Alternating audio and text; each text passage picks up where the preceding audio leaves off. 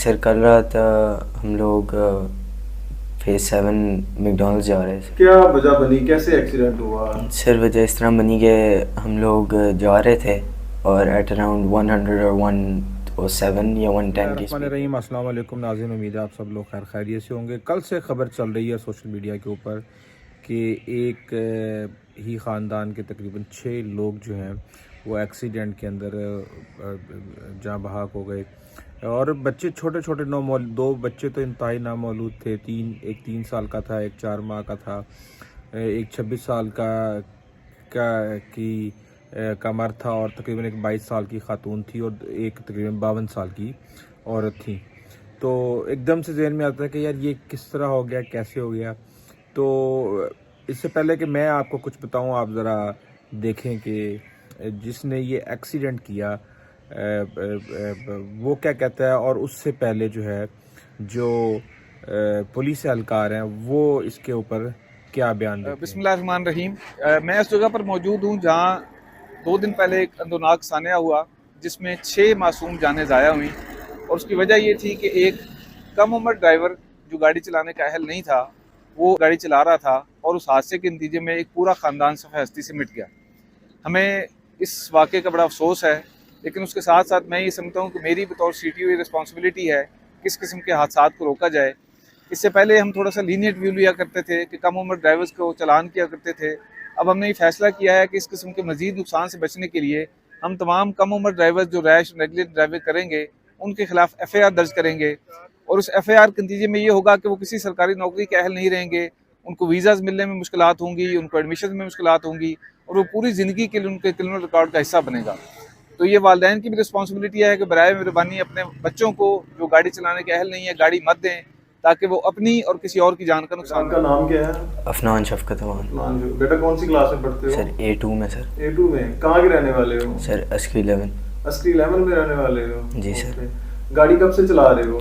Sir गाड़ी चलाते हुए तकरीबन लेस दैन 1 ईयर। 1 ईयर हो गया। अच्छा, गाड़ी लेस कैसे दैन 1 चलाना ईयर सर। सिखाई आपको?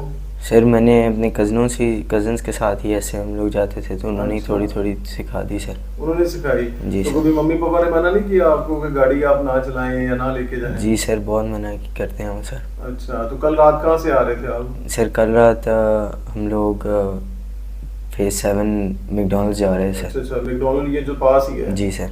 ओके, तो ये क्या कहते हैं, कितने बहन भाई हैं आपके? सर हम 3 बहन भाई।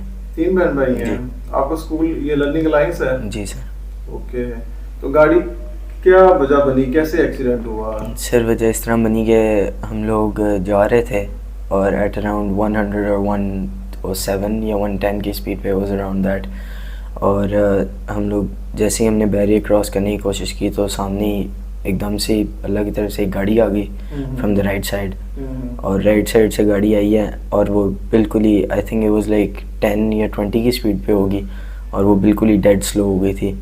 तो बिकॉज हमारे बैरियर था लेफ़्ट और राइट साइड पे और हम सिर्फ दरमियान से गुजर सकते थे तो वो driver had no choice but hit the car. Sir मुझे चोटें लगी थी सर बहुत ज़्यादा। अच्छा, तो आप तो गाड़ी में उस वक्त अकेले थे? नहीं सर मैं अकेला नहीं था, मेरे साथ 3-4 लोग थे। अच्छा, आप साथ जी सर। दोस्त थे? जी सर, हम लोग मैकडॉनल्ड्स खाना खाने जा रहे थे सर। तो मना नहीं किया था जब गाड़ी घर से लेके निकले आप? जी सर, बाबा ने कहा था कि नहीं जाना और इस तरह ड्राइवर के साथ, पर फिर मैंने ज़िद की सर और फिर मैं इस तरह आया।